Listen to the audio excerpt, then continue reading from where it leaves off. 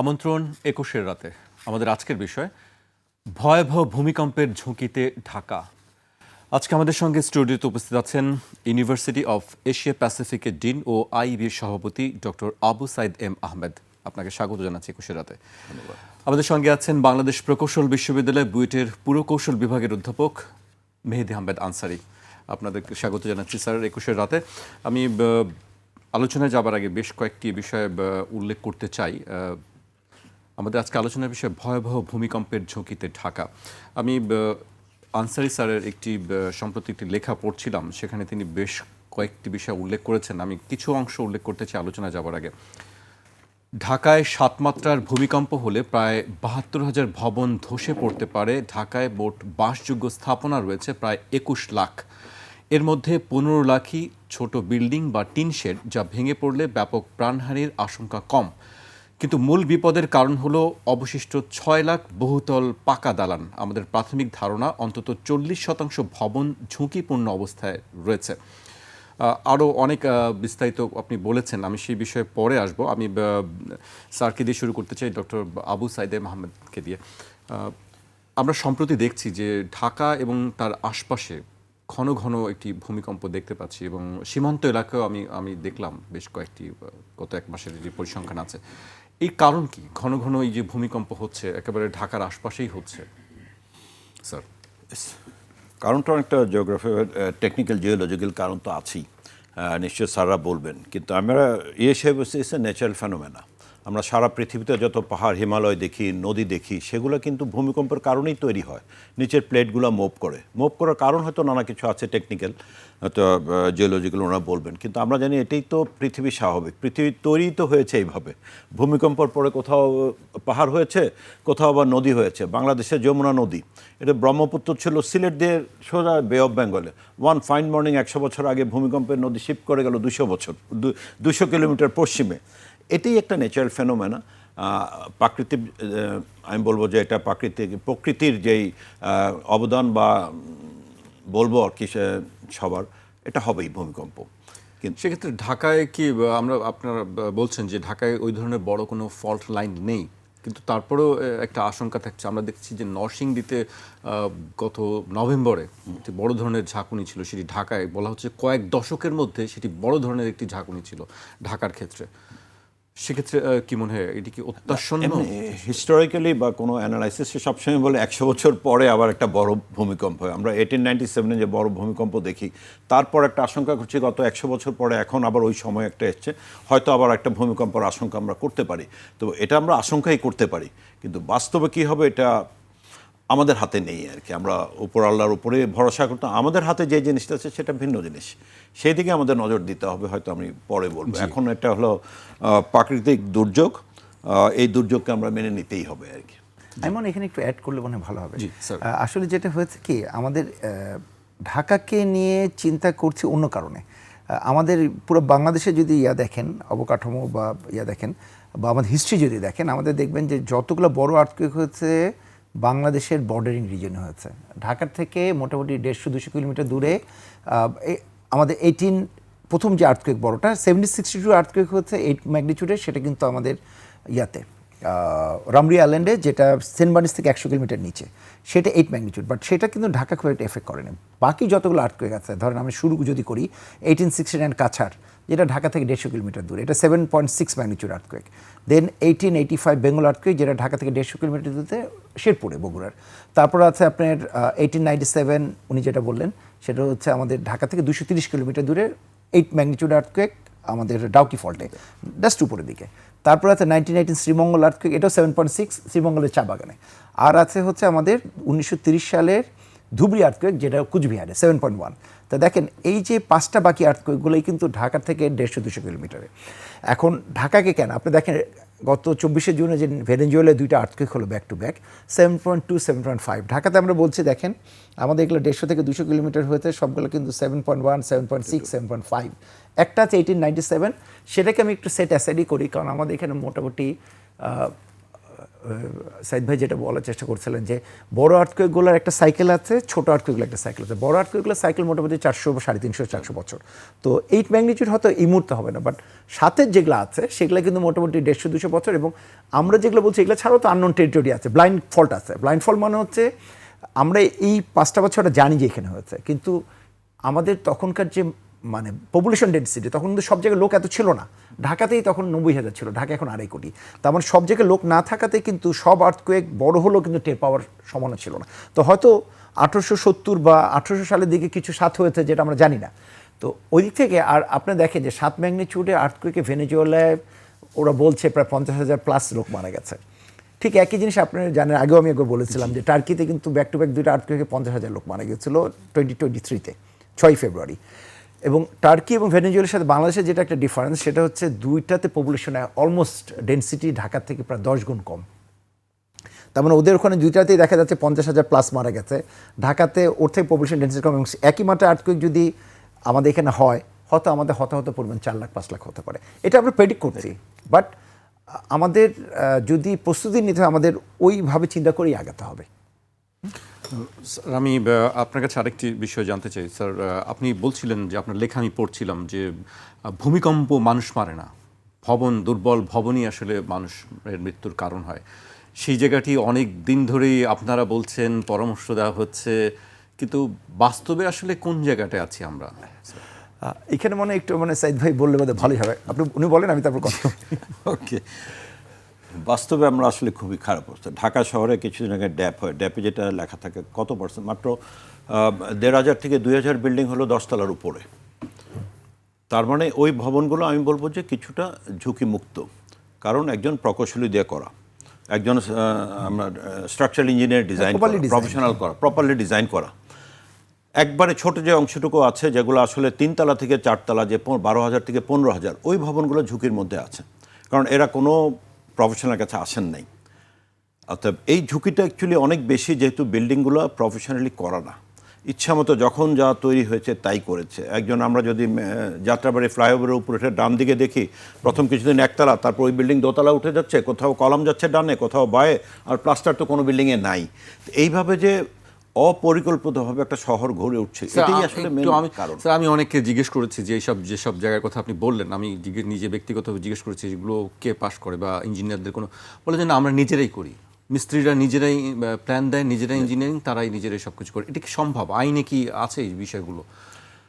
আইনে নাই, তবে আইনটা এমন আইন হতে হবে যেটা মানুষ আইনটা অ্যাকসেপ্ট করতে পারে। আইন যদি অনেক কঠিন করি, মানুষ মানবে না। আবার আইনের ইমপ্লিমেন্টেশনও লাগে। বজ্ররাজি ফাঁসকা গেল বলি, হ্যাঁ, বজ্ররাজি ফাঁসকা গেল। এখন আইন করবো, পুরনো ঢাকার জন্য যদি এক আইন, সেই আইন তো গুলশান বর্ণের জন্য হওয়া উচিত না।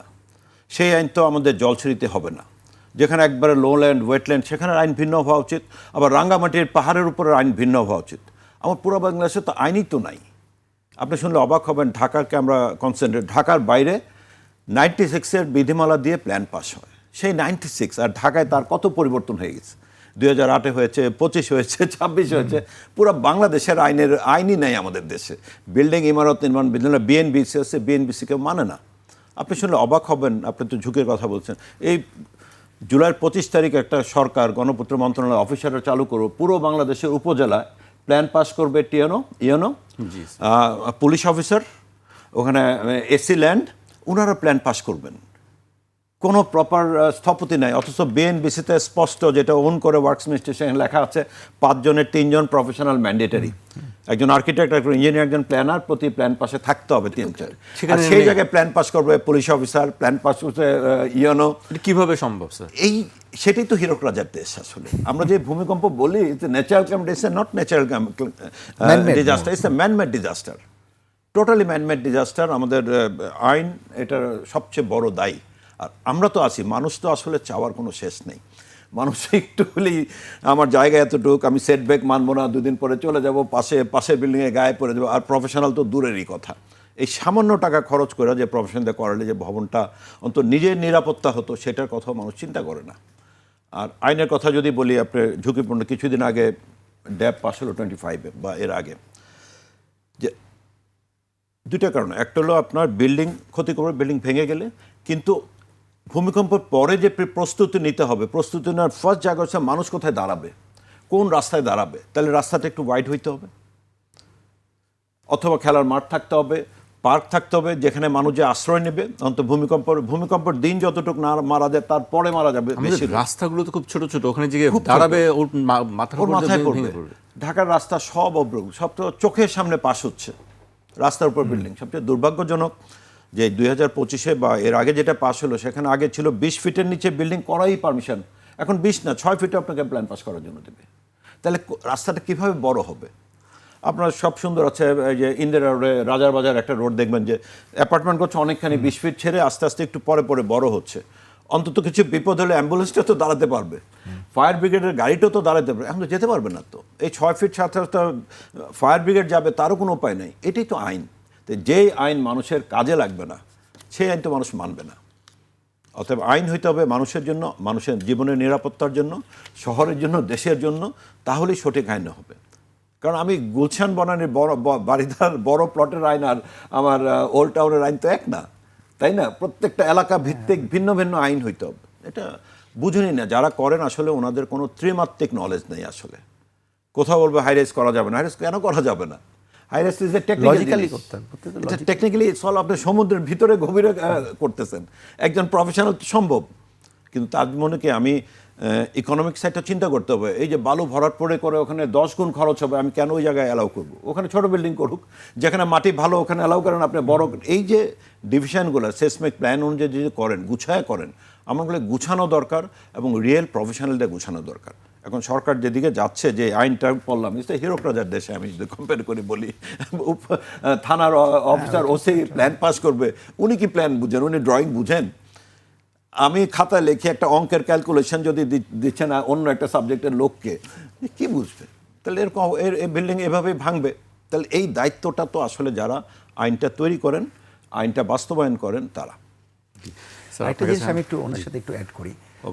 আসলে যেটা হয়েছে, সাইদ ভাইয়ের সাথে একটু আগে আমি কথা বলছিলাম, আমরা 2016-তে আসলে ইনফ্যাক্ট রানা প্লাজা 2015 বা 14-তে, আমি একটু খেয়ে ধরেন 14-15-তে যেটা হয়েছিল যে রানা প্লাজা পরে ঢাকার বিল্ডিংগুলো নিয়ে রাজুকে একটু চিন্তা ভাবনা শুরু করলো। তখন প্রফেসর জামিলুর চৌধুরীকে প্রেসিডেন্ট চেয়ারম্যান করে, উনি আইবির প্রেসিডেন্ট ছিলেন তখনও, আমি মেম্বার সেক্রেটারি ছিলাম, আর আইবি প্রেসিডেন্ট ছিল, বিআইপির প্রেসিডেন্ট ছিল গোলাম স্যার। তো এনাদের দিয়ে একটা কমিটি করলাম, এবং রাজুকের মেম্বার ডেভেলপমেন্ট এবং রাজুকের দু একজন মেম্বার ছিল ওটার কমিটি মেম্বার। ওখানে যেটা কেন করলো, এই জিনিসগুলো কিন্তু কিছুটা পুরো বাংলাদেশের জন্য করতে না পারলেও ওনারা যেটা চেয়েছিলেন যে ঢাকার জন্য একটা স্যাম্পলিং করতে, পাইলটিংটা শুরু করতে। স্যারের কথা যেটা ছিল যে রানা প্লাজার পরে যে বিল্ডিংগুলো দেখা গেল, আসলে হচ্ছে কি আমাদের বিল্ডিংগুলোর খারাপ হওয়ার মূল একটা কারণ হচ্ছে তদারকি। এখন তদারকি, নতুন বিল্ডিংয়ের ক্ষেত্রে তদারকি, পুরান বিল্ডিংয়ের ক্ষেত্রেও কিন্তু তদারকির ব্যাপারটা আছে। কারণ আমি বলি, সাইদ ভাই যেটা বলে, টোটাল আমি যদি ঢাকার কথা বলি যে টোটাল 21 লাখ বিল্ডিং, তার মধ্যে 15 লাখ আমি আগেও বলেছি, আপনি যেটা কোট করলেন, 15 লাখ হচ্ছে হয়তো ছোটোখাটো বা 2 তলা, আর বাকি 6 লাখ হচ্ছে আপনার হচ্ছে 4 তলা বা তার উপরে। হ্যাঁ, সেগুলো বলা হচ্ছে যে বেশি ঝুঁকি না, আমি কথাটা আসছি। তো 4 থেকে 20 তলা 25 তলা হচ্ছে 6 লাখ, কিন্তু তার মধ্যে 3000 হচ্ছে 10 তলার উপরে। মানে 10 তলার উপরে যেটা, সেগুলো কিন্তু রিলেটিভলি ভালো পড়েছে, আসলে ভালো, কারণ প্রফেশনালরা করবে, কারণ অনেক ইনভেস্টমেন্ট, কোটি কোটি টাকা ইনভেস্টমেন্ট। খারাপটা হচ্ছে ওই যে 6 লাখ যেটা হচ্ছে 4 থেকে 10 তলার মধ্যে, কারণ সেটা প্রফেশনালদের দেশের মধ্যে করাই হয় না। প্রথম কথা হচ্ছে যে প্রফেশন বলতে কিন্তু অনেক রকম প্রফেশন আছে, খারাপ মাটিতে হচ্ছে সেটা কিন্তু একটা ব্যাপার, কারণ আমরা খালি বিল্ডিং ভালো বলছি, মাটিটা কিন্তু একটা উন্নয়নের ব্যাপার আছে। যাই হোক, আমি এখন যেটা বলার চেষ্টা করছি, তো তখন যেটা স্যাররা চিন্তা করলেন সবাই মিলে ব্রেনস্টর্মিং করে, যে দুইটা কাজ করার জন্য। একটা হচ্ছে নতুন যে বিল্ডিংগুলো হচ্ছে রাজুকের 8টা জোনে, তার মধ্যে সব বিল্ডিং না করলেও 10 তলার উপরে বিল্ডিংগুলো থার্ড পার্টি দিয়ে চেকিং করতে হবে, অর্থাৎ একটা ফার্ম এনগেজ করতে হবে, যেখানে আর্কিটেক্ট প্ল্যানার সবাই থাকবে। মানে ইনিশিয়ালি সবগুলোই কিন্তু একইভাবে করতে হবে, কিন্তু ইনিশিয়াল একটা আইডিয়া ছিল যে সবগুলো বিল্ডিংয়ের প্রফেশনাল লোকদের ইনভলভ করে বিল্ডিংগুলো ডিজাইন করতে হবে, যারা ডিজাইন করে তারা সুপারভাইজ করবে। কিন্তু এটা খুব ক্রিটিক্যাল কথাটা, কারণ বিল্ডিং যখন তৈরি হচ্ছে তার অনুযায়ী যদি ডিজাইন হয়, যে আর্কিটেক্ট অনুযায়ী ডিজাইন হয়, ব্যর্থ হলে সে কিন্তু বাধা দিবে, কারণ ব্যর্থ হলেই কিন্তু গন্ডলটা হবে। তো এখন যেটা হচ্ছে যে এইটার, এবং তারা সার্টিফিকেট দেবে। রাজুক কিন্তু এখন পর্যন্ত টোটাল রাজুকের 21 লাখ ভবনের মধ্যে হয়তো হাতে কোনো 100টা বা তার নিচে হচ্ছে অকুপেন্সি সার্টিফিকেট দিয়েছে। হ্যাঁ, রাজুকের ম্যান্ডেট কিন্তু অকুপেন্সি সার্টিফিকেট দেওয়া, কিন্তু রাজুক ব্যর্থ, কারণ রাজুকের কাছে কোনো ডকুমেন্টেশনই নেই। প্রবলেমটাকে দেখে নিই। তার মানে দেখেন, যদি প্রফেশনাল এই গত 10 বছর যদি প্রসেসটা শুরু করতো 2016 সালে স্যারে সই করা কাগজ আছে, ওনার কাছে আছে, আমার কাছে আছে, আমারও তখন সই করা। হ্যাঁ 16 এপ্রিল 2016-তে উনি 10 clear- বছরের বেশি হয়ে 10 গেছে। বছর, জাস্ট 10 বছর বেশি হয়েছে। স্যার মারা যাওয়ার আগ পর্যন্ত বারবার জিজ্ঞেস করতে ওটা কি হলো, কিন্তু যাই হোক। তো প্রত্যেকটা চেয়ারম্যানকে আমি দিয়েছি কাগজ, কিন্তু কোনো কারণে এটা আলো দেখেনি। তো যেটা হচ্ছে যে ওইটা করলে যেটা হতো, নতুন যে কনস্ট্রাকশনগুলো ওগুলো কিন্তু সাংঘাতিক, মানে কি বলো, যে একটা রিগোরাস প্রসেসে যেত। তখন 10 তলা ছিল, ইনফ্যাক্ট এটাকে নামিয়ে আসলে ইনফ্যাক্ট সবগুলো বিল্ডিংয়ের জন্যই করতে হয়। উনি ওটাই বলেছেন ফেজ ওয়াইজ, কারণ ইনিশিয়াল একটা পাইলটিং। তো এইটা একটা। দ্বিতীয় জিনিস হচ্ছে যে আমাদের যে এক্সিস্টিং বিল্ডিংগুলো আছে সেটাকেও চেক করার ব্যাপার আছে, কারণ রানা প্লাজার পর আমরা একটা এক্সপিরিয়েন্স পেয়েছি, সেটা আমি হয়তো আপনাকে আগে একবার বলেছি, যে আমরা বিল্ডিংয়ের ক্লাসিফাই করেছিলাম, খারাপ বিল্ডিং, ভালো বিল্ডিং। অর্থাৎ লাল বিল্ডিং সবচেয়ে খারাপ, তারপর কমলা বিল্ডিং, তারপর হচ্ছে ইয়েলো, গ্রিন হচ্ছে পারফেক্টলি ওকে যে বিল্ডিংগুলো। ওই 40% যে হিসাবটা এসছে কিছুটা ওখান দেখছে, ওটা কিন্তু এক্স্যাক্ট না। আমি একটা আইডিয়া দিয়েছি যে আমরা রানা প্লাজা এরকম পেয়েছি, বাট এক্স্যাক্ট করতে গেলে আপনি কিন্তু ঢাকার ওই 8টা জোনে ক্লাসিফাই করে কিছু কিছু কোম্পানিকে নিয়োগ করে আপনি বিল্ডিংগুলো চেক করতে হবে। তার মানে দুইটা কাজ, এটা শর্ট টার্ম, এটা কিন্তু এখনও খাটবে। এবং আমি মনে করি নতুন সরকারের কাছে আমার রিকোয়েস্ট, যেহেতু ওনারা নতুন এসছে ওনারা জানে না, বাট এই সরকারের যে প্রসেসের মধ্যে আনতে হবে, নতুন বিল্ডিংগুলো হচ্ছে বিল্ডিং কোড অনুযায়ী করা, এটা একটা জিনিস। আর এক্সিস্টিং বিল্ডিংগুলো চেক করে সেগুলোকে সার্টিফিকেশন করা। কারণ একটা আর্থকুইক আসলে ভেনেজুয়েলার মতো ঘটনা, টার্কির মতো ঘটনা ঘটবে। কোন বিল্ডিংটা ভালো খারাপ কিন্তু আমরা জানি না, কিন্তু ভবনগুলো যদি আমরা চিহ্নিতকরণ করতে পারি যেগুলো খারাপ ভালো, তখন ওইটাকে মজবুতিকরণের জন্য সরকারি সাহায্য হোক, বা আসলে হচ্ছে কি এই প্রসেসটা নতুন বিল্ডিংকে চেকিং করা, মানে কোয়ালিটি কন্ট্রোল করা এবং এক্সিমিল চেক করা, এগুলো কিন্তু সরকারের কোনো অর্থ ব্যয় নেই। কারণটা হচ্ছে কি, কিন্তু আপনি যদি এখনই সার্চ অ্যান্ড রেস্কিউ ইকুইপমেন্ট কেনেন 1000 কোটি টাকার, পুরো টাকাটাই সরকারকে দিতে হবে। এখন সার্চ অ্যান্ড রেস্কিউতে আমরা বেশি ইন্টারেস্ট দিব। এই আমরা যে বলি না যে বিল্ডিং আর্থকুইক হলে মাথায় হাত দিয়ে দাঁড়ায় এক কোণায় দাঁড়াতে, উনি বলছে যে ফাঁকা জায়গায় দাঁড়াতে হবে, কিন্তু প্রিমাইসটা হচ্ছে, অ্যাজাম্পশনটা হচ্ছে বিল্ডিংটা ভালো আছে আমার। বিল্ডিং যদি মজবুতিকরণ না থাকে আমার কিন্তু কোনো অ্যাজাম্পশনই টিকবে না। মানে মাথায় হাত দিয়ে ফাঁকা হ্যাঁ, জায়গায় কারণ দাঁড়িয়ে আপনার বিল্ডিং তো ভেঙে যাবে, কোনো লাভ হবে না। তার মানে আমার সার্চ অ্যান্ড রেস্কিউ বলেন, এবং আমরা যে বিল্ডিংয়ের বাইরে যে ঠান্ডা মাথায় আর্থকুইকটা থামার পর বের হয়ে যাব, ভবনটা ভেঙে পড়লে তো কোনোটাই খাটছে না। আর ভবনের ভিতরে যে আমরা রুমের ভিতরে যে মাথায় হাত দিয়ে দেয়াল ঘেঁষে দাঁড়াবো, এটা অ্যাজাম্পশনটা হচ্ছে ভবনটা ভূমিকম্প সহনীয়। 90% আপনি এই প্রশ্নটা কিন্তু করেছিলেন, 90% মানুষই বাঁচে, বা ভবন আসলে দুর্বল ভবন মানুষকে মারে, ভূমিকম্প কিন্তু মারে না। কথাটা এটাই। তার মানে 90% মানুষকে বাঁচানো সম্ভব যদি ভবনকে ভূমিকম্প সহনীয় করা যায়, যেখানে প্ল্যানার, আর্কিটেক্ট, ইঞ্জিনিয়ার একটা মানে সংমিশ্রণ বা একটা কাজ আছে। বাট সেটা আমাদের বিগত কয়েক যুগ ধরে আসলে মানে করা হয়নি। এখন আমরা রাইট টাইম, নতুন সরকারের টাইম, বারবার রিপিট করতে, ওনারা যদি এই কাজটা শুরু করেন আমাদের সবাই। আমি স্যারের কাছে আবার আসবো, আমি সাইদ স্যারের কাছে আসতে চাই, কিন্তু তার আগে আরেকটু ইনফরমেশন দিতে চাই দর্শকদের জন্য, যে মাটির প্রকৃতি নিয়েও আপনারা কথা বলছেন, যে ভবন মাটির প্রকৃতির উপর নির্ভর করবে। ঢাকা বিশ্ববিদ্যালয়ের বিশেষজ্ঞদের মতে ঢাকার মাত্র 35% এলাকা শক্ত লাল মাটির উপর অবস্থিত, যেমন পুরান ঢাকা, গুলশান, বনানী, মিরপুর, ফার্মগেট কিছু অংশ। বাকি 65 এলাকায় জলাভূমি বা নিচু ভূমি ভরাট করে তৈরি হয়, সেখানে কম্পনের তীব্রতা দ্বিগুণ হতে পারে। মানে জলাধার ভূমি 65% এলাকায় ভরাট করে সেই জায়গাগুলি করা হয়েছে বিল্ডিংগুলো। এখন উপায়টা কি আসলে সেই সব জায়গায়?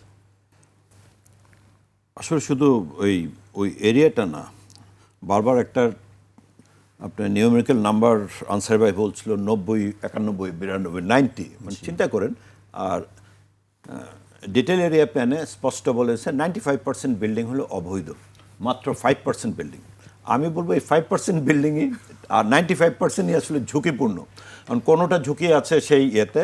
আমি আইনের কথা বলি, এই লোল্যান্ড এরিয়াতে কিছুদিন এই যে এই আইনটা যাদের জন্য করা, আমরা বলবো আগের সরকারে আমরা জানি ওই এলাকায় কারা দখল করে, বালু নদীর বড় বড় ডেভেলপার কারা, এই দেশে ভূমিদস্যু কারা, ওনাদের কারণে এই ড্যাপের মধ্যে লেখা আছে যে ওইসব এলাকায় জলাভূমির পাশে আপনি 0.1 ফার পাবেন, অথবা 1 ফার, কিন্তু বলে না, বা 0 ফার, কিন্তু বলে না আপনি তৈরি করতে পারবেন না।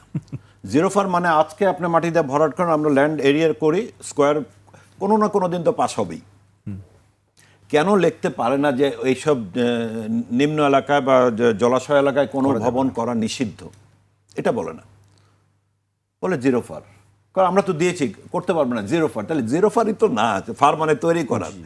0 ফার মানে আপনি ল্যান্ড ভরাট করেন, বালু দিয়ে ভরাট করার পারমিশন দিলাম, বাউন্ডারি করে আপনি প্লট সেল করেন, কোনো না কোনো দিন আবার 0টা 5 হয়ে যাবে। আজকে যেভাবে আস্তে আস্তে এই নিচু জমিগুলো ভরাট হয়ে যাচ্ছে, তো এই আইনটা শক্ত হবে, আইনটা হইতে হবে জনগণের জন্য, ওই ব্যক্তি গোষ্ঠীর জন্য না। আইনগুলো সব কিন্তু ব্যক্তি গোষ্ঠীর স্বার্থে করে, সেই জায়গাটাই প্রবলেম আর কি। তার মানে আবারও বলি যে 95% 5% বিল্ডিং আসলে ঝুঁকি মুক্ত ধরে নেই, এগুলো প্রপারলি রাজুক থেকে পাশ হয়েছে, কোনো ইঞ্জিনিয়ার আর্কিটেক্ট, যদিও তার মধ্যে প্রশ্নবোধক চিহ্ন আছে 5% মধ্যে আমি অ্যাজ এন মানে বাংলাদেশ স্থপতি ইনস্টিটিউটের পক্ষ থেকে বলতে পারছো, এর মধ্যে 75% হলো ভুয়া স্থপতি। কখনো একটা সাইন দেওয়া হয়েছে, ওই সাইনটা নিয়ে প্ল্যান পাস হচ্ছে, রাজুকের চক্র, নীল নকশা নামই আছে, নীল নকশা। ওদেরকে বারবার পুলিশ ধরে আবার ছাড়ে, ওরা সাইন করে। আমি একবার একটা প্ল্যান দিলাম, ওই সাইনটা এখন বারবার রিপিট করতেছে নানাজনে। এই 5%-এর মধ্যে 2% প্রপার প্রফেশনাল, আর বাকি সব মানে নন প্রফেশনাল। তো এটাকে কন্ট্রোল করতে হবে। তো এই সরকারের একটা বড় চাওয়া হলো একটা ডিজিটাল বাংলাদেশের দিকে যাওয়া, আর আমরা ডিজিটালে যাব না।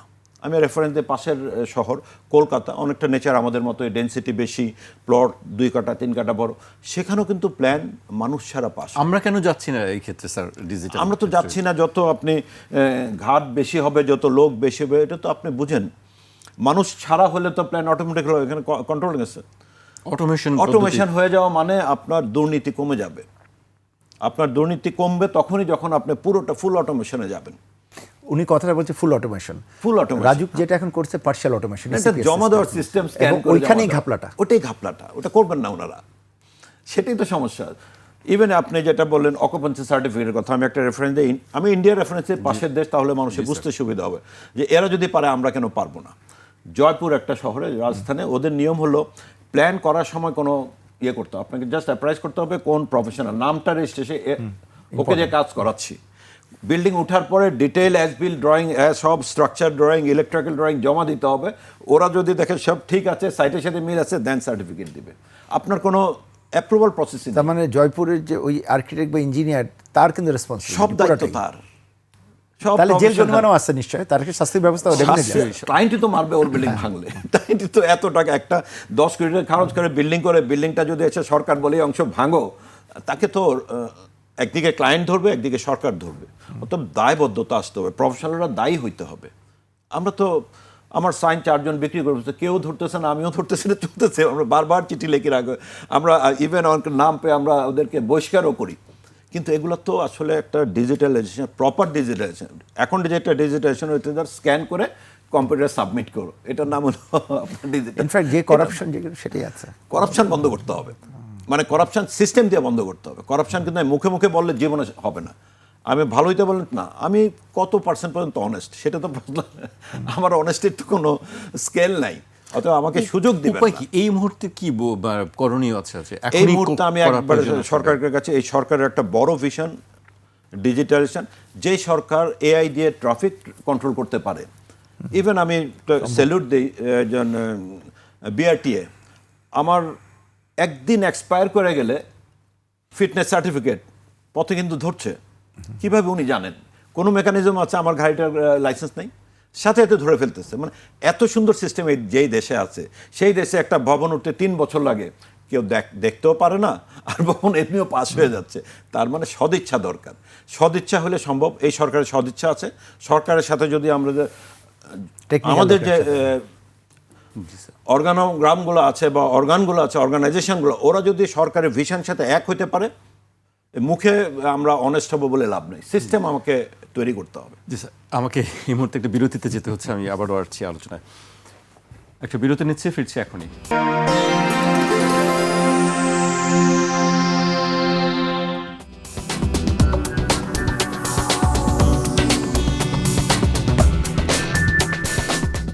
বিরতির পর আবারও স্বাগত, আপনারা দেখছেন 21 রাত। আমাদের সঙ্গে আছেন ইউনিভার্সিটি অব এশিয়া প্যাসিফিকের ডিন ও আইইবির সভাপতি ডক্টর আবু সাইদ এম আহমেদ এবং বাংলাদেশ প্রকৌশল বিশ্ববিদ্যালয় পুরকৌশল বিভাগের অধ্যাপক মেহেদী আহমেদ আনসারি। আমি আনসারি স্যারকে দিয়ে শুরু করতে চাই। স্যার, ঢাকায় এখন কি করণীয় আসলে এই মুহূর্তে? আমি স্যার আগে বলছিলেন যে আসলে সদিচ্ছাটা খুব বেশি জরুরি। আপনার কাছে কি মানে এখন আমাদের ফার্স্ট প্রায়োরিটিটা কি? আসলে ফার্স্ট প্রায়োরিটি ঠিক না, আমি আসলে কতগুলো প্রায়োরিটি সেট আপ যদি করি লং টার্ম এবং শর্ট টার্মে, সেটা একটা হচ্ছে যে নতুন বিল্ডিংয়ের ক্ষেত্রে বিল্ডিং কোডটা এনফোর্স করতেই হবে, একদম এটা কোনো ব্যত্যয় নেই। এখন সেটা বিবিআরে হোক আর রাজুক হোক, কারণ আমি বিবিআরে বা রাজুকে বিশ্বাসী, আমি বিশ্বাসী হচ্ছে উনি যেটা বলেছেন যে একজন দায়িত্বপূর্ণ ইঞ্জিনিয়ার বা আর্কিটেক্ট যাকে দায়িত্ব দিয়ে এটা করাতে হবে। কারণ বিবিআরে করলে সেটা কিন্তু আবার রাজুকের মতো আরেকটা হয়তো বড় প্রতিষ্ঠান হবে, আরেকজন আমলা হয়তো এটা হেড হবে।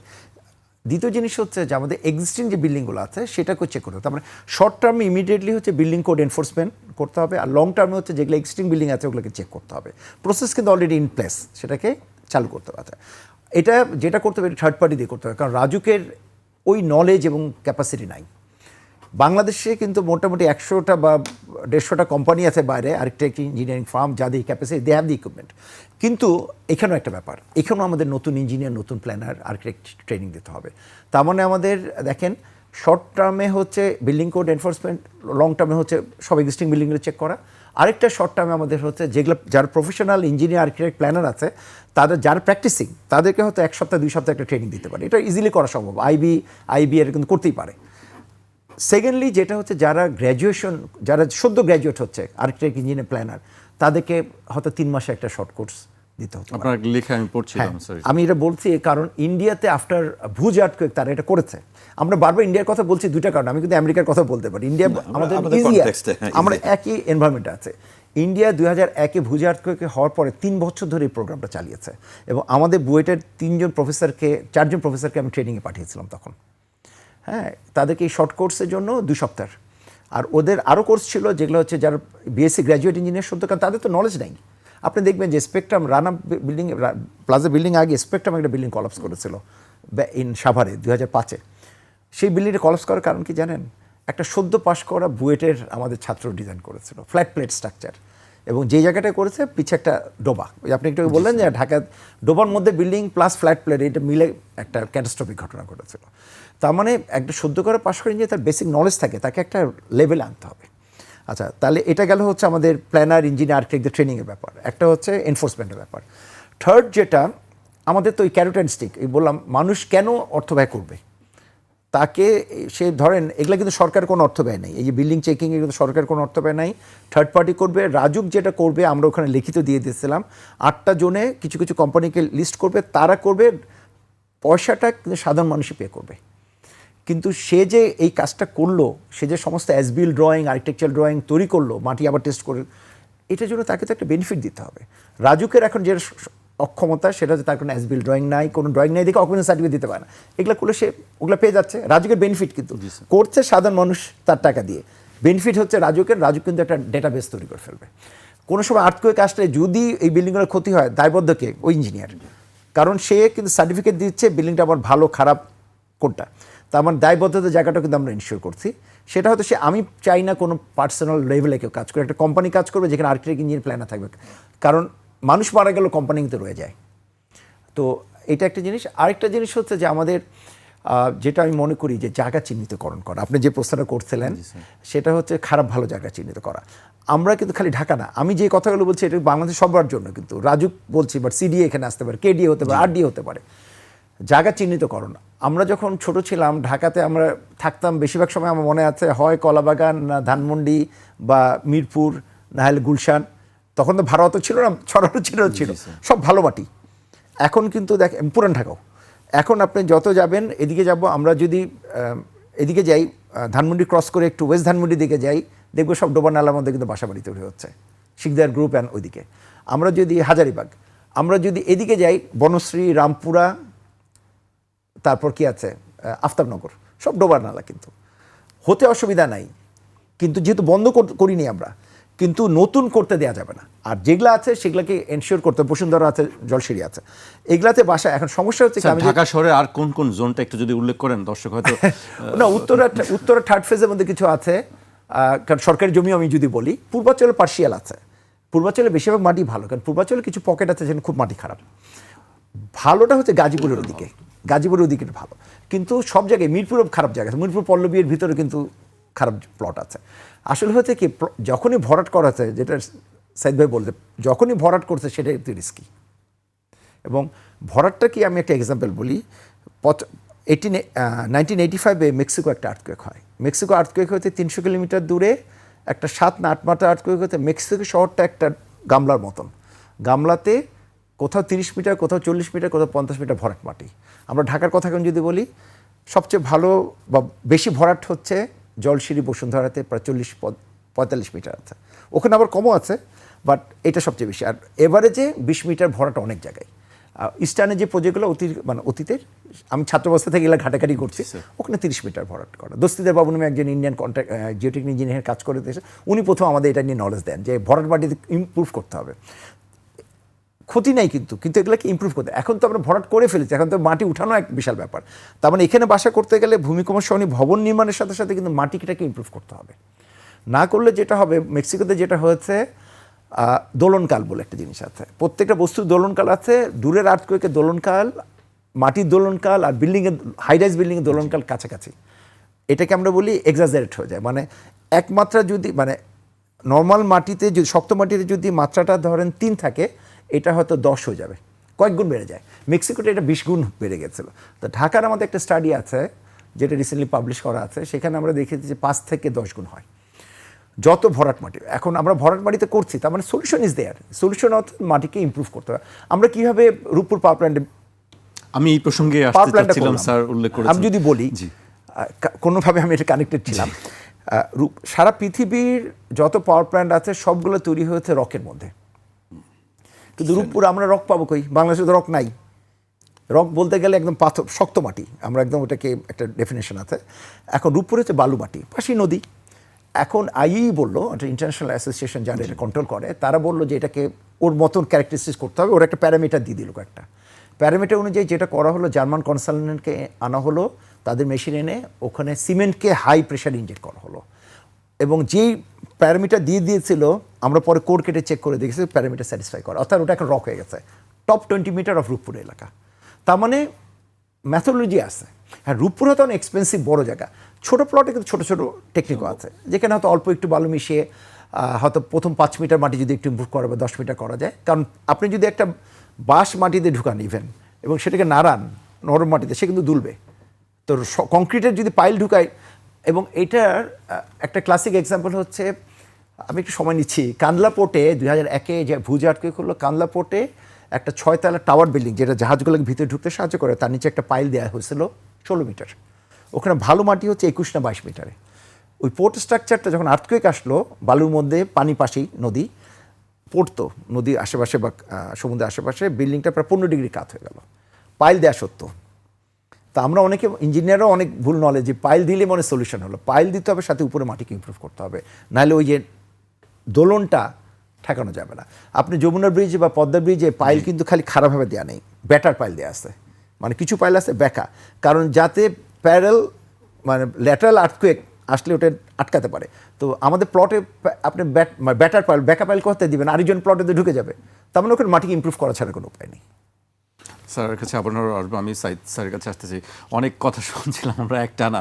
আমি বর্তমান পজিশনে যে ভবন যে আমরা সে মানছি না, সেই ক্ষেত্রে আসলে উপায়টা কি? আমি আবারও সেই একই প্রশ্ন করছি আপনার কাছে। আমি বারবার বলি, বড় বড় স্থাপনা, স্যার যে স্থাপনাগুলোর কথা বলছিলেন, সেগুলো কি একেবারে পুরোপুরি বলুন যে ভূমিকম্প সহনীয়? যদি সেটা কোনো স্ট্রাকচারাল ইঞ্জিনিয়ার, রূপপুর আনসার ভাই যেটা বলে দিয়েছে, বেস্ট এক্সাম্পল রূপপুর, যেটা আমাদের মতো মাটিতে হওয়ার কথাই না। রক ফাউন্ডেশন, শক্ত মাটি দরকার, না হলে এটা করে না। কিন্তু নরম মাটিতে এটা তৈরি করতে পারছে, তার কোনো একটা ইঞ্জিনিয়ারিং অবশ্যই সলিউশন আছে বা ছিল, যে এখানে করা সম্ভব। এইটাই তো বেস্ট এক্সাম্পল। ঢাকার মাটিতে আমি 500 তলা বিল্ডিং করতে পারবো, আমার সলিউশন তো আছেই। এটা নরম মাটি হোক, শক্ত মাটি হোক, কিন্তু এটা প্রফেশনাল দিয়ে আসতে হবে। আপনি শুনতে আমাকে সবাই সরকারকে, আমিও বললাম হেরুক রাজার দেশে, কিন্তু রাজারা কিন্তু সঠিক চিন্তা করেন। বিএনবিসি কেন হলো? বিএনবিসি একটা আইন হলো, বাংলাদেশ ন্যাশনাল বিল্ডিং কোড আইন হয়ে গেল। সারা দুনিয়াতে আইন হয় না, এটা একটা চেঞ্জ হলো। প্রতি বছর বছর টেকনোলজি এসে চেঞ্জ হবে। আইনটা সরকারের সদিচ্ছায় হইল রানা প্লাজা ভাঙার পরে। রানা প্লাজাতে বিল্ডিং ম্যাটেরিয়ালের কোনো কোয়ালিটি কেউ অ্যাসেস করার লোক নাই। ইচ্ছা মতো এই রড নিয়ে আসলো, ওখানে ওই সিমেন্ট নিয়ে আসলো। বিল্ডিং ইঞ্জিনিয়ার ডিজাইন করলো একতলা, মালিক ইঞ্জিনিয়ারকে বিদায় করে দিল, নিজের মতো করে দোতলা শুরু করলো, ওই জায়গার রড, ওই জায়গার কলাম চেঞ্জ করলো। ওইটাই কিন্তু রানা প্লাজার মেইন প্রবলেম, যে ডিউরিং দ্য কনস্ট্রাকশন কোনো কোয়ালিটি কন্ট্রোল নাই, নাইদার ম্যাটেরিয়াল নর ইঞ্জিনিয়ার নর কোনো সুপারভিশন। সেই কারণে রানা প্লাজা ধস নেওয়ার পরে দেখা গেল কি, ধসের দিন যত লোক না মারা গেল, পরে কিন্তু বেশি লোক মারা গেল। উদ্ধার করার সময়। তার মানে এখন আমাদের সময় বিল্ডিং, এই আমরা যত কথাই বলি এই 5% বিল্ডিংকে বাঁচানো সরকার উদ্যোগ নিলেও এটা 1-2 বছর 5 বছর সম্ভব না। আর এই 5 বছরের মধ্যে যদি ভূমিকম্প হয় আমরা কীভাবে বাঁচবো? অর্থাৎ ভূমিকম্প 2টা কারণে মানুষ মারা যায়, ভূমিকম্পের কারণে না, আনসারভাইবল। একটা হলো বিল্ডিংগুলো স্ট্রাকচারালি ঝুঁকিপূর্ণ, 2 নম্বর হলো আমাদের কোনো প্রস্তুতি নেই। আফটার ভূমিকম্পতে প্রচুর লোক মারা যায়। আজকে ভূমিকম্প হওয়ার পরে কোন হাসপাতালে যাবে? আমরা কি হাসপাতালগুলোকে অলরেডি সিকিউর করছি? আমি তো সেই 1000 বিল্ডিং সিকিউর করার আগে আমি করব হাসপাতালটা সিকিউর করতে, হসপিটালগুলো, ক্রিটিক্যাল ইনফ্রাস্ট্রাকচারগুলো এখনই করতে হবে, যেটা আমার সরকারের পক্ষে করা সম্ভব। এমনও আছে যেন একটু ভাইব্রেশনালে ইলেকট্রিসিটি কাট অফ, সবচেয়ে বেশি নষ্ট হয় কিন্তু ইলেকট্রিসিটির লোক মারা যায়, ইলেকট্রিক শর্ট সার্কিটে। এগুলোকে আপনি এনশিওর করতে হবে এখনই। মানে ভূমিকম্প হওয়ার আগেই যেন হসপিটালগুলো electricity automatically circuit breaker of হয়ে যাবে। সিস্টেম আছে সারা দুনিয়াতে, এটা নতুন কোনো আবিষ্কার না। এটা মানে এই জায়গাগুলোতে আমাদের প্রিপারেশন প্রচুর। বাসাবাড়িতেও তো কিছু কিটস দরকার আছে। এই জিনিসগুলো যদি আমরা যখন না নেই, যেমন প্রত্যেকটা বাড়ি অ্যাপার্টমেন্টে আপনি দেখবেন একতলায় ইলেকট্রিক্যাল রুমগুলো আছে, ওখানে কিন্তু আগুন ধরা শুরু করে। কোন কোন কিটসগুলো দরকার আসলে রাখা উচিত প্রত্যেকেরই? বাসার নাম্বার 1 আমি বলবো যে আমরা ঢাকা শহরে যেটা সিকিউরিটি নিরাপত্তা, সরকারকে নিরাপত্তা নাই বলে প্রতি বাসায় আমরা গ্রিল দিয়ে জেলখানা বানাই। যত অ্যাক্সিডেন্ট হবে আমার আর নামার উপর, নামবো কোথায়? সিঁড়ি দিয়ে, কারণ লিফট অকাজ, ইলেকট্রিসিটি নাই, সিঁড়ি দিয়ে নামবো যেই জায়গাটা, সেই জায়গাটাই কিন্তু আগুন জ্বলতেছে, কারণ ওখানে আমার ইলেকট্রিক্যাল সব জিনিসগুলো। তার মানে হলো আমি যেন বাসা থেকে বের হইতে পারি, স্কোপগুলো করতে হবে। প্রত্যেকটা বাসায় এখন ফায়ার এক্সিটটা প্রপারলি করতে হবে। এই জিনিসগুলো এখন থেকে আইন। আর কথা হলো, আমি তো এগুলো আমরা ভবিষ্যৎ কথা বলছি, এখন থেকে যদি উদ্যোগ নেই আগামী 10 বছর 15 বছর পরে ঢাকা এই 5000 বিল্ডিং ঠিক হবে, 2000, এটা তো একটা লম্বা প্রসেস। কিন্তু এখনই আমার উদ্যোগ নিতে হবে, আমার প্রস্তুতিটা নেওয়া সরকারের জন্য। পাবলিক বিল্ডিংগুলোকে এখনই সেফটিতে আওতায় নিতে হবে, যেটা ইচ্ছা করলেই সম্ভব। এতে লাভ হবে কি? আমি প্রতিটা ওল্ড টাউনে এত ডেভেলপমেন্ট করতেছি, কেননা আমি 100টা প্রতিটা ওয়ার্ডে 2টা পার্কে খালি জায়গা অ্যাকোয়ার করে কিনে দিয়ে দেবো না, ফ্রি করবো। মানুষের পরিবেশও ভালো হবে, ভূমিকম্প হলেও লোকজন ওখানে টেন্ট করে থাকতে পারবে 15 দিন। অর্থাৎ এই উদ্যোগগুলো তো সরকার যে কোনো সময় এখনই নেওয়া উচিত। ভবন ঠিক করা ফাইন, এটা দরকার। এখন থেকে আমরা ঠিক করবো যে আমরা আইন মেনে চলবো, ডিজিটাল করব, কিন্তু এটার ইম্প্যাক্টটা পড়বে 10-15 বছর। কিন্তু আজকে যদি 1 বছর পরে ভূমিকম্প, আমরা বাঁচবো কীভাবে? রেস্কিউর ব্যাপারটা আমাদের অ্যাকচুয়ালি রেস্কিউ হয় না বলেই কিন্তু আমরা আরও অর্ধেক লোক মারা যায়, তারপরে না খেয়ে মারা যায়, ইলেকট্রিসিটির কানেকশানে মারা যায়, পানি পাবে না তখন, অল ওয়াটার লাইন আপনার কলাপস করবে, গ্যাস লাইনে আরও আগুন জ্বলবে পরে। এই লাইনগুলোকে সিকিউর করা আসলে আমাদের একবারে ইমার্জেন্সি। এটা সরকার চাইলেই পারে, এবং এটা সারা দুনিয়াতে প্রমাণ আছে কীভাবে করে। খুব এক্সপেন্সিভ কিছুও না, এবং এটা সরকারের উদ্যোগটা যদি এখনই নেয় তাহলে আসলে অন্তত মানুষের জীবন রক্ষার জন্য অন্তত আমরা মুক্তি পেতে পারি। সেটাই বললাম, ভূমিকম্প 2 কারণে, ন্যাচারাল তো আছেই, আর একটা হলো ঝুঁকিপূর্ণ, আমাদের হাতে নেই, যেটি আপনারা বলছেন ন্যাচারাল যেটি আছে। আর এই প্রস্তুতিটা অ্যাকচুয়ালি খুব ফরজ, এটা এখনই নেওয়া দরকার। প্রত্যেকটা হাসপাতালকে, গভর্নমেন্ট হসপিটালগুলোকে সিকিউর করা, তার ইলেকট্রিসিটি গ্যাস লাইনটাকে যেন প্রপার। এটার সাথে জাস্ট অ্যাড করি, এই যে উনি যেটা বার বলে শাটডাউন সিস্টেম, এটা জাপানে আছে, আমেরিকাতে আছে, মেক্সিকোতে আছে, ইন্ডিয়াতেও আছে কিছু একটা। এইটা কিন্তু খুব একটা কঠিন না। ঢাকা শহরে আশপাশ দিয়ে যদি আমরা 5টা মনিটরিং ডিভাইস বসিয়ে দিই, এটা আসলে ইনফ্যাক্ট 2015 আর্থকুয়েক হওয়ার পর থেকে আমি অনেকবারই বলেছি, একবার আমি বাড়ি থেকে কোটেশনও নিয়ে আসলাম। এটা কিন্তু খুব কঠিন কিছু না। এবং রিসেন্টলি জাপানিজ গভর্নমেন্ট থেকে একটা টিম এসেছিল এই মাসখানেক আগে। ওরা চাচ্ছিল যেটা হচ্ছে যে ঢাকার পাশে 5টা আর্থকুয়েক ডিভাইস বসাতে, ঢাকার পেরিফেরিতে, ঢাকাতে 1500 স্কোয়ার কিলোমিটার, ওখান থেকে 15 সেকেন্ড বা 10 সেকেন্ডের মধ্যে ইনফরমেশন আসবে একটা সেন্ট্রাল কমিউনিকেশন সেন্টার হবে। ওরা যদি ওটা ক্লিক করে, সাথে সাথে গ্যাস, ইলেকট্রিসিটি শাটডাউন হয়ে যাবে। কারণটা হচ্ছে কি, শাটডাউন না করলে কিন্তু সেকেন্ডারি ডিজাস্টার, আপনি বারবার যেটা বলছেন। তো এইটা আমাদের একটা মেজর প্রবলেম বাংলাদেশে, কারণ বাংলাদেশে কিন্তু গ্যাস লাইনটা ছড়ানো পাইপ দিয়ে পুরো বাংলাদেশ। এই ইয়াতে ভেনেজুয়েলা কিন্তু তা না, টার্কিতে কিন্তু তা না, ওরা হচ্ছে বোটালাইজড। জাপানে আছে এরকম, আমেরিকার কয়েকটা শহরে আছে যে পাইপলাইন দিয়ে গ্যাস সাপ্লাই। এটা কিন্তু রিস্কি, যদিও আমরা বেনিফিট পাচ্ছি। কারণটা হচ্ছে কি, ওটা যখন সেকেন্ডারি ডিজাস্টার ঘটে, যখন আর্থকুয়েকটা আসে, লিক করে যায়। তো লিকটা করে যাওয়া মানে হচ্ছে অফিসিয়ালি তাকে একটা সেন্ট্রালাইজ সিস্টেম দিয়ে লিকটা মানে জেনে লিক করতে হবে, জেনে আকাশের মধ্যে ছাড়তে হবে। ওটা যদি ফেটে যায়, লিক করে, ওখানে আগুন লাগতে পারে। এটা প্রচুর নজির আছে। আপনারা দেখবেন যে আর্থকুয়েক ছাড়াই কিন্তু আমাদের এখানে গ্যাস লিকেজ হয় এবং আগুন লাগে, মানুষ মারা যায়, এসিরও ওই একই ঘটনা। তো সিস্টেমটা হচ্ছে, এটা হচ্ছে অটোমেটেড করতে হবে, মানুষের কোনো ইন্টারফেস নাই। উনি যেটা বললো অটোমেশনে যেতে হবে। অটোমেশন মানে হচ্ছে ওই যে 5টা সেন্সর থেকে ডেটা আসার সাথে অটোমেটিক সে প্রসেস করে দেখবে এটা থেকে বেশি ঝাঁকুনি, সে অটোমেটিক সবগুলো বন্ধ করে দেখবে। এটা কয়েক মিনিটের জন্য বন্ধ হবে, আবার কিন্তু ওটা পরে চালু করতেই পারবে। তো এই সিস্টেমটা আসলে অলরেডি ইন প্লেস ওয়ার্ল্ডের অনেক দেশে। সরকার যদি চায় we can always help, technology এনে দেওয়া যায়, এটা কোনো বড় কিছু। মানে এটা এমন বিশাল পদ্মা সেতু মতো বড় ইনভেস্টমেন্ট না, অল্প করে ঢাকা শহরের মানুষের জীবন রক্ষা করা যায়। সেটি আমি আরেকটা এই রেফারেন্সে বলি, যেটা গ্যাসের কথা বললো, গত 10 বছর যাবৎ অ্যাপার্টমেন্ট বিল্ডিং নতুন হচ্ছে, কানেকশন নেই, সরকারি গ্যাস লাইনে কানেকশন। তাহলে আমরা কি করছি? আমরা এখন বলি একটা ব্যাংক তৈরি করতেছি, গ্যাস ব্যাংক তৈরি, গ্রাউন্ড ফ্লোরে পার্কিং এর পাশে অনেকগুলো সিলিন্ডার রেখে যখন ভূমিকম্প হবে এই জায়গা থেকে আগুন বেরোবে, উপর থেকেও নিচে নামতে পারবে না, কোথাও যেতে পারবে না। আমিও ওনার সাথে 100%। তার মানে এই জায়গাগুলোকে সেফটির জায়গায় আনতে হবে। আমরা ভূমিকম্প হলো, এই গ্যাস বার্ন করার সাথে সাথে ওই যারা ভিতরে আছে, আমি বললাম না ভূমিকম্পে যত লোক মারা গ্রাউন্ড ফ্লোরে রেখেছে, এটা আমি শুনেছি। উনি যেটা বলছে এটা যদি ওটা কিন্তু একটা এক্সপ্লোড করা, ওটা এক্সপ্লোড করবে না, তাতে বরঞ্চ সিঙ্গেল বাসে একটা একটা থাকা হয়তো বেটার হতো। বাসায় থাকা, এই সিদ্ধান্তটা কেন এটা আমি জানি না, এটা রিসেন্টলি শুনতেছি। এটা মানে এটা প্রত্যেকটা অ্যাপার্টমেন্টে দেখবেন, আপনি যদি কখনো যান গ্রাউন্ড ফ্লোরে অনেকগুলো সিলিন্ডার ব্যাংক বলে ওরা। মানে হয়েছে কি লাইন দিতে পারছে না, তো ওরা নিজেরাই লাইন তৈরি করছে, নিজেরাই একটা সিস্টেম তৈরি করছে। এই সিস্টেমটা কলাপস করলে ভূমিকম্প, কিন্তু সরকারের পারমিশন আছে কিনা আমি জানি না। হ্যাঁ, তা এই জায়গাগুলো আসলে আমাদের হাত দিতে হবে। আমরা যে শর্ট টার্ম, আমি সেগুলো সব শর্ট টার্ম বলছি, মানুষকে বাঁচানোর জন্য। যে 3টা অপশন হলো, একটা ন্যাচারাল আমরা পারবো না, সেকেন্ডটা বিল্ডিং করতে এটা একটা লম্বা প্রসেস, আস্তে আস্তে আমরা ভদ্র হব, সঠিক বিল্ডিং তৈরি প্রকৌশলী। আর 3 নম্বরের প্রস্তুতিটা আমার মনে হয় এখনই শুরু করা উচিত। জি, প্রস্তুতি শুরু করা উচিত। আমি স্যারের আরেকটা কথা, আপনি একটা হিসাব দিচ্ছিলেন যে উদ্ধারের কার্যক্রমে একজন মানুষকে উদ্ধার করতে হয়তো 50 লাখ টাকা খরচ হতে পারে, কিন্তু একজন ভবন তৈরির সময় দেখা যায় যে সেটি 5 লাখের মধ্যেই সেটি সবাই মিলে যদি করা যায়, সেটি সেই ইনফরমেশন আমি বলি। এটা বিবিসির একটা বরাত দিয়ে, যখন 2023-এর আর্থকুয়েক হলো ইয়াতে টার্কিতে, তখন ওরা বললো যে একটা মানুষকে রাবেল থেকে বের করতে। এবার আপনি দেখবেন যে ভেনেজুয়েলা তো তাই, কিন্তু প্রায় আজকে কয় তারিখ, 1 তারিখ, 7 দিন ধরে কিন্তু উদ্ধার কাজ চালাচ্ছে এবং বিভিন্ন ইকুইপমেন্ট খরচ করে বিভিন্ন মানুষ, লজিস্টিক। তো বিবিসি তখন বলেছে, কারণ অনেক দামি দামি মেশিন ইউজ করে। ভেনেজুয়েলা অত দেখছি না, বাট টার্কিতে কিন্তু কাছে ইউরোপ ছিল, সব চলে গেছে। রাফলি একটা এস্টিমেট বিবিসি দিয়েছিল যে 40 থেকে 50 লাখ টাকা লাগে একটা বিশাল রাবেল থেকে একটা মানুষ বা 2-3 জনকে বের করতে। আর একটা 5 কাঠা প্লটকে আপনি যদি মজবুতিকরণ করতে চান, ইনিশিয়াল অ্যাসেসমেন্ট 5 লাখ টাকা, কিন্তু সব মিলে মজবুতিকরণ করতে 50-60 লাখ টাকা লাগে।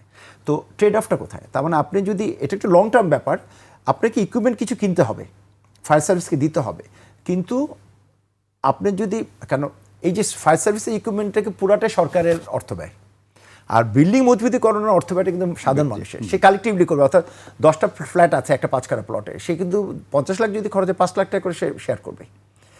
আর ইকুইপমেন্ট কিনলে কিন্তু পুরো এই কোটি কোটি টাকা, ইকুইপমেন্ট তো অল্প টাকা হয় না। আপনি ইকুইপমেন্ট যদি দেখেন, আমরা বিভিন্ন সময় বিভিন্ন কোম্পানি কাজ করি, 800 কোটি টাকা আর 1000 কোটি টাকা ইকুইপমেন্ট কিনতে হয়। তো সাধারণ মানুষ যদি করে, তার মানে সাধারণ মানুষ কিন্তু সবাই কালেক্টিভলি করতে, একটা সোসাইটি আছে, সোসাইটি মিলে কালেক্টিভলি বিল্ডিংটাকে ইমপ্রুভমেন্ট করবে এবং সরকার অর্থ পায় না। কিন্তু সরকারের যে নির্দেশনাটা দিতে হবে রাজুক বা সিডিএকে দিয়ে, যে সবাই যে যার বাসা প্রফেশনাল ইঞ্জিনিয়ার, আর্কিটেক্ট এবং প্ল্যানার ফার্মকে দিয়ে করে নিয়ে সার্টিফিকেটটা রাজুর কাছে জমা দেওয়ার জন্য। সরকার তখন স্ক্রিনিং করবে, সরকারের কিন্তু তখন দায়বদ্ধতা কমে গেল। কারণ সরকার কী করলো, নিজের লোডটা সাধারণ মানুষের উপর চাপিয়ে দিল যে তোমরা তোমার বিল্ডিং চেক করে আমাকে কাগজপত্র দাও। দায়বদ্ধতা ইঞ্জিনিয়ার বা আর্কিটেক্ট বা প্ল্যানার দায়বদ্ধতা কোথায় জানেন?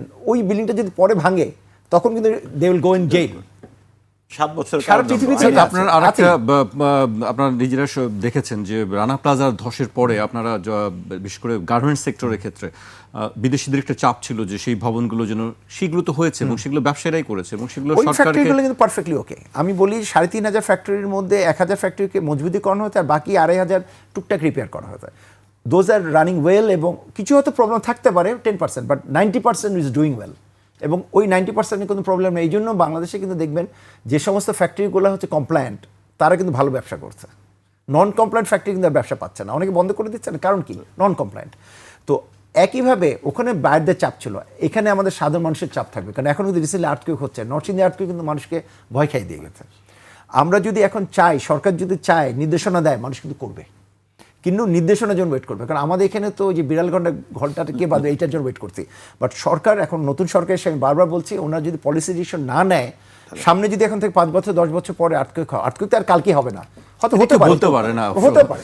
আচ্ছা, আল্লাহ পরত জিনিস আমি বলতে পারি না, বাট প্রেডিকশন হচ্ছে যে সময় পেতেও পারি, আবার নাও পেতে পারি। যদি পাই তাহলে কিন্তু অনেক লোক প্রাণহানি থেকে বাঁচবে। নাহলে ভেনেজুয়েলার মতো ঘটনা যদি হয়, ভেনেজুয়েলার ঠিক 125 বছর আগে একটা বড় আর্থকুয়েক হয়েছিল, আবার হয়েছে। আমাদের এখানে 150 বছর আগে অলরেডি অতিক্রান্ত হয়ে গেছে, যে কোনো সময় হতে পারে। আমি যদি এখন বলি যে হবে না, আর যদি কালকেই হয়, who is going to take the responsibility? আমার অ্যাজ আ রিসার্চার আমাদের কিন্তু মানুষকে একটু অ্যাওয়ার, একটু কনজারভেটিভ সাইডেই বলতে হবে। আমাকে অনেকে হয়তো দোষ দেয় যে আমি বেশি হয়তো ভয় খাওয়াচ্ছি, আমার সিনিয়র টিচারে অনেকে বলে। কিন্তু আমি যদি না বলি কালকে যদি আর্থকুয়েক হয়, who is going to blame? They are going to blame me যে আমি কিছুই বলিনি। তো নিয়মটা হচ্ছে মানুষকে হালকা একটু কনজারভেটিভ সাইডে বলে আমাদের টাইম দেয়া, যে আমরা গ্র্যাজুয়ালি শর্ট টার্ম লং টার্মে কী প্ল্যানটা করব, সেটা আমাদের কাজটা শুরু করা উচিত। জি, আমি সাইদ স্যারের কাছে আসতে চাই আবারও। ঢাকা শহরের উদ্ধার কার্যক্রমের অবস্থা আমরা যেটা দেখি মাঝে মাঝে, ছোটোখাটো কোনো একটি ঘটনা ঘটলেই বড় মানে কলদঘর্ম হয়ে যেতে হয় সেটি কাজ করতে। ভূমিকম্পের মতন বড় ধরনের যদি কোনো বিপর্যয় আসে, সেই ক্ষেত্রে আসলে আমাদের যে রাস্তাঘাট যেগুলি আছে সেখানে তো কোনো কিছুই ঢুকতে পারবে না। তাহলে সেই ব্যবস্থাগুলো কিভাবে আসলে ভেঙে চুরে ঠিক সেই করা? জায়গাতে প্রথম ব্যবস্থা হলো ফায়ার ব্রিগেডের যে জিনিসটা প্রয়োজন হয়, ওদের পানির প্রয়োজন হয়। তাহলে পানি এবং গাড়িটা, বিশাল গাড়ি যে এখন ওল্ড টাউনের এই যেই আইন হলো, এই আইনে তো গাড়ি যেতে পারবে না। মিনিমাম হলো 2টা গাড়ি যেন যেতে পারে, 20 ফিট রাস্তা মিনিমাম থাকার কথা, এটা 25 ফিট হলে ভালো। এই আইনটা এনশিওর করতে হবে যেন আমরা ভবিষ্যতে করতে পারি। কিন্তু আজকে কি করব? আজকে আমরা ওয়াসার তো অন্তত নানা পয়েন্টে কানেকশন দিতে পারি। ফায়ার ওখান থেকে যে ছোট ছোট 200 ফিট বা 500 ফিটের মধ্যে ওদের পাইপ ফায়ার হাইড্রেন্ট দিতে হবে, প্রতিটা পয়েন্টে পয়েন্টে লোকেট করে ফায়ার হাইড্রেন্ট। তো ফায়ার হাইড্রেন্ট দেওয়ার জন্য এত অনীহা কেন সরকারের? ফায়ার ব্রিগেড, ওয়াসা, এরা ফায়ার হাইড্রেন্ট আগে না ছিল, ছোটবেলায় দেখেছি, ছোটবেলায় দেখেছি। এখন সারা দুনিয়াতে দেখবেন একটা লাল ওঠে, তার মানে ফায়ারের গাড়িটা এসে এখানে হুট পাইপ দিয়ে পানি দেয়। এত পানি তো পাবে না। কারণ এই ফায়ার হাইড্রেন্ট ওয়াসা তো করাটা খুব ইজি।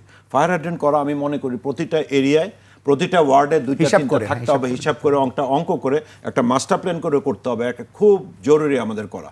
এই উদ্যোগটা নিলে ছোট রাস্তা আছে, এটা তো আমি ভেঙে সব বড় করতে পারবো না, তখন ছোট গাড়ি দিয়ে, ফায়ারের ছোট গাড়ি দিয়ে যায় ফায়ার হাইড্রেন্টে দিয়ে টাচ করাতে পারবে। তো এই জায়গাগুলোতে আমাদের খুব কুইক নজর দিতে হবে। ফায়ার ব্রিগেড তো ওরা অনেক পরিশ্রম করে, কিন্তু ওদেরও তো একটা সামর্থ্যের সাথে চিন্তা করতে হবে। ও তো আর বিল্ডিংয়ের 20 তলায় উঠতেও পারবে না, যেতেও পারবে না, যেহেতু সিটি কনজেস্টেড হয়ে গেছে। অ্যাম্বুলেন্সের ক্ষেত্রে তো স্যার একই অবস্থা। তো অ্যাম্বুলেন্সও তো একই, অ্যাম্বুলেন্স যাবে কোথায়?